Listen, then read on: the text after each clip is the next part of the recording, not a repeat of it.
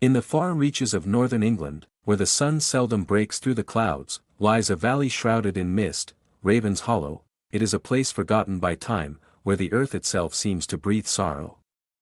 The air is cold even in summer, and the villagers say it's because the dead never left. At the heart of Ravenshollow stands the ruin of a chapel, burned long ago.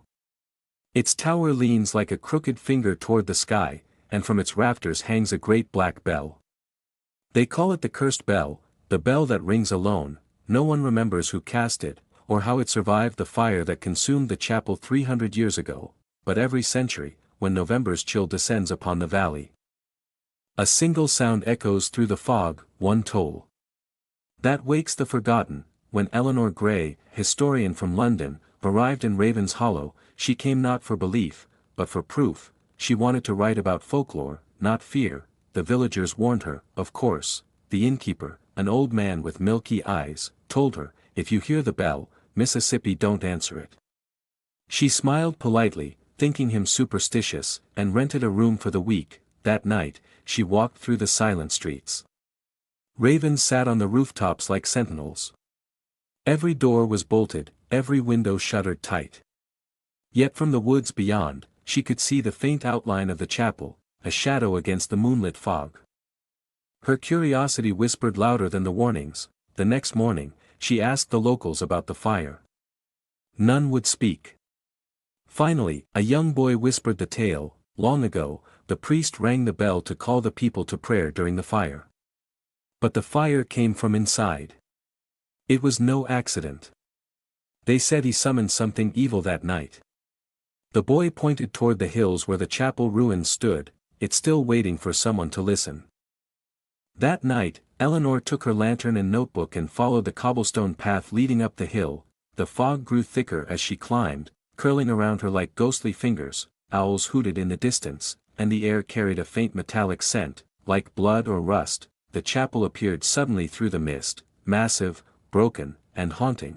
Its doorway gaped like a mouth, the black bell looming overhead. Her lantern flickered as she stepped inside. The walls were scorched. The floor was coated in centuries of ash, and yet, carved deep into the altar stone, were words she could barely read. Memento mori, remember you must die. A sudden gust of wind made the old bell rope sway. It creaked softly, like something breathing. Eleanor reached out, her fingers trembling slightly. The rope was cold, wet, and sticky with age. She whispered to herself, there's no such thing as curses. And then, the bell moved. It swung once, twice, and clang, the sound ripped through the silence, echoing across the valley. Her lantern shattered. The light died. In the darkness, something whispered, we remember. Eleanor froze. The voice was not one, but many, layered, hollow, and filled with anguish. She tried to relight the lantern, but her hands shook too hard. The air turned icy.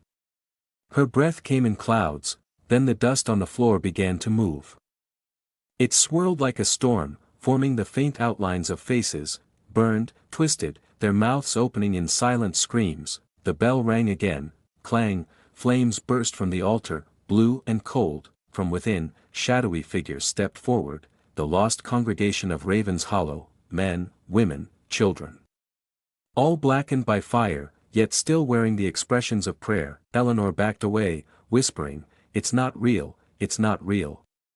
But the tallest among them, a man in tattered priest's robes, looked directly at her. His face was cracked like charcoal, and his eyes burned red.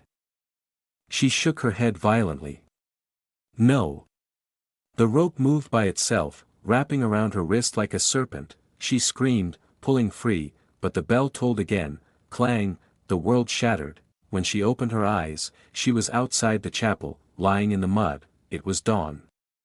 The fog was gone. The villagers found her hours later, pale and trembling. She said nothing, only stared toward the ruins. They tried to take her back to town, but as the wind shifted, a faint echo rolled through the hills. One toll. The villagers froze. Eleanor's eyes went wide. It's not over, she whispered, it's calling again. That night, she sat alone in her own room, her hands blackened with soot that would not wash away. From her window, she could see the bell tower silhouetted against the moon. It swayed gently, though there was no wind, as the hour struck midnight, a faint whisper filled the valley once more, memento mori. And somewhere, deep in Ravenshollow, the bell began to ring, softly, slowly, calling her back. When the villagers entered her room the next morning, the window was open, her notebook lay on the floor, covered in ash. The last line she had written was barely legible: "The bell does not ring for the dead. It rings for the living." They never found her body, but on cold November nights, travelers passing through Ravenshollow swear they see her, a woman in a long coat, holding a lantern, standing beneath the ruined bell tower, and sometimes, if the wind is right, you can still hear her whisper, "We remember."